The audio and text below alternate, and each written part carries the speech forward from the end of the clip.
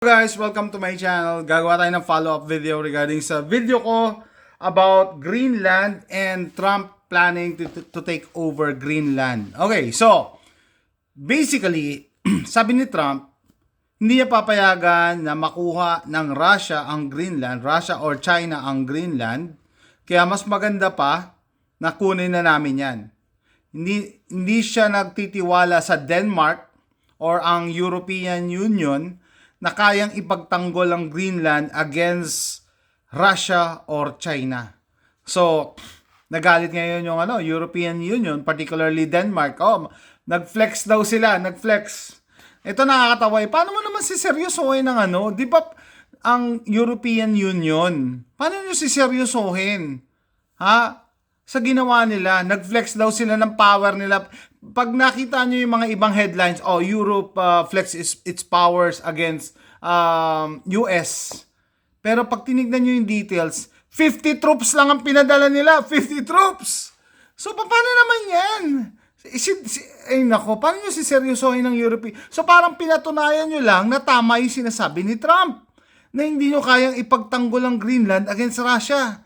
Kasi, pag inatake pala kayo ngayon, 50 lang ang kaya nyo ipadala. Our next story takes us to Greenland. Europe has finally decided to flex its muscles there. It has nag-flex daw. Pero pag-flex nga daw kung wala namang leverage. Deployed troops to the island. It sounds serious and ominous, right? Like Europe is arming the island of Greenland. But wait till you hear the number. Europe has sent less than 50 soldiers. Less than? Paano mo siseryosohin ang Europe? Diba? Ang Denmark, ang tapang-tapang mag-nyaw-nyaw. Pero ilang troops lang ang pinadala nila? Diyos ko po. Yes, 50. Yung iba pa dyan, pag bin-breakdown mo yung 50, hindi lahat fighting soldier. Yung iba dyan, may officer. Just to secure Greenland. 50 this lang. Is an island of 2.1 million square kilometers. If you do the math, that's one soldier for every 42,000 square kilometers. One soldier for every 42,000 square kilometers. This is a fact. Hindi to hula-hula. Pero, syempre, yung mga liberal media, ipopost nila, nag-flex ang Europe, pumalag sa US. Pero pag tinignan nyo yung data, less than 50. Now, to put that in context, that's one soldier for an area that is the size of Switzerland. Okay, isang sundalo, babantayan niya, isang size ng Switzerland. Wow! Yun ba yung pag-flex? That is Europe's Arctic deterrence. Yan na yung deterrent nila. Look at the numbers, the breakup. France has sent 15 soldiers, Germany has sent 13, Finland sent 2 liaison officers. 2 liaison officers, hindi pa lumalaban yan, officers lang. Norway, Sweden, the Netherlands and the UK are contributing small teams. Altogether, we're talking a few dozen personnel. They're part of a Danish-led exercise. It is called Operation Arctic Endurance. European officials insist this is a reconnaissance mission. Operation Arctic Endurance. Kakapiranggot, 50. But the context is very clear. Europe wants to be seen in Greenland. From today and in the coming period, there will be an increased military presence in and around Greenland of aircraft, ships, and... But the thing is, meron ng military base ang US dyan eh. So hindi na kailangan sakupin, utusan lang nila yung mga nasa base. Hulihin nyo nga yung pinadala nila 50. Ay, nako. So pag-flex nga ba yon? O ano lang? Sarsuela. For both the Kingdom of Denmark and NATO as a whole. But why now? The reason is obviously Donald Trump. He wants to take over the island. It's something that he's been talking about for 12 months now. Trump says he needs Greenland for national security, and his argument is quite simple. If the US does not control Greenland, Russia or China will. Tama. Yun lang yun ang premise kasi. Last week with Venezuela, there's everything we can do about things such as that. Not going to happen. We're not, I can't rely on Denmark being able to fend themselves off. Yeah, hindi maaasahan ng Denmark. Ayun ang gusto niyang sabihin eh. Hindi maaasahan ng Denmark na ipagtanggol ang Greenland just in case na mag-full military takeover ang Russia. It has airlift capacity that Europe does not. Yung military might ng ayan na. But let's talk the military reality here. The reality. Could these troops stop a US move on Greenland? The answer is no, not even close. Not even the US close. military could capture Greenland within hours. It has airlift capacity that Europe does not. Wala. It already operates the missile warning radar from the Pituffik space base. Europe too admits that this mission is not about resistance, it's about complication. They want to complicate matters. Say American troops land in Greenland tomorrow, they won't just deal with Denmark. They will be dealing with French, German, Nordic, and British personnel. That turns this into a complicated mission. Well, to your first question on Greenland, I don't think troops in Europe impact the president's decision-making process, nor does it impact. Sovereignty. What will Europe do?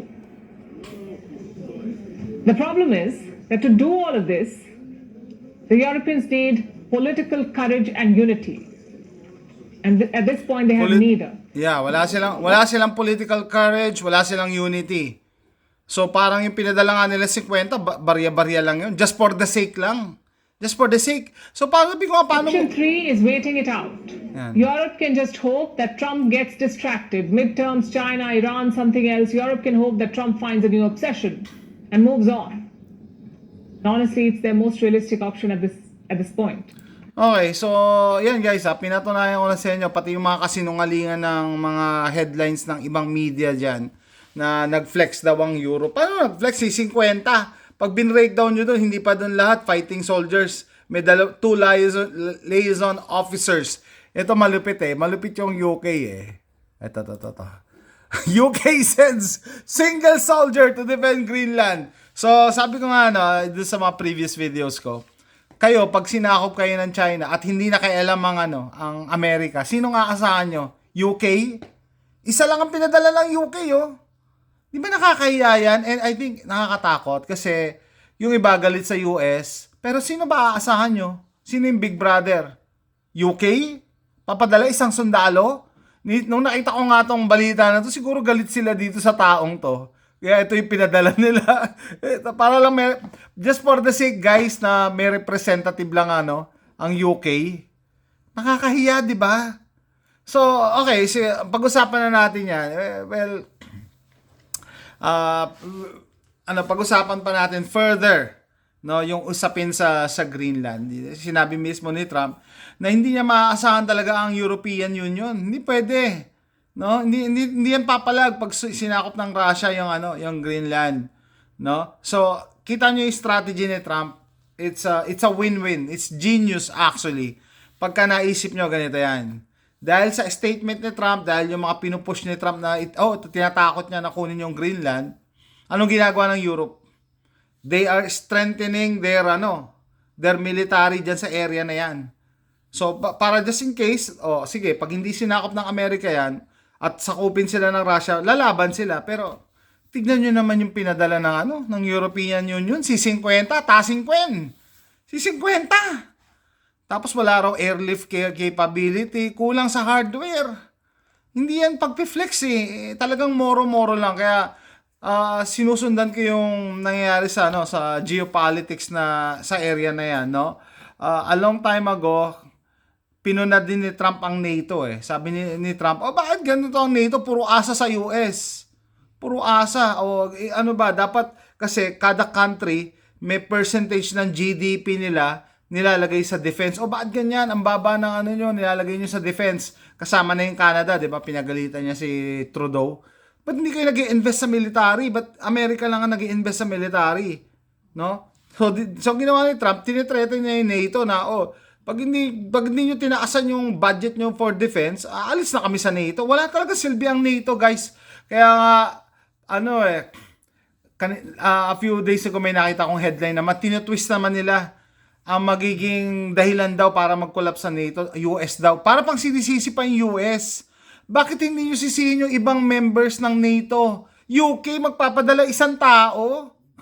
Kamukha pa ni Mr. Bean, yung pinadala nila. Siseryosohin nyo ba naman yan? Diba? I mean, papipiliin ka, NATO, group of nations, kala nyo malakas, versus US, sa tingin nyo, sino mananalo? Ipapadala ng UK, kamukha ni Mr. Bean.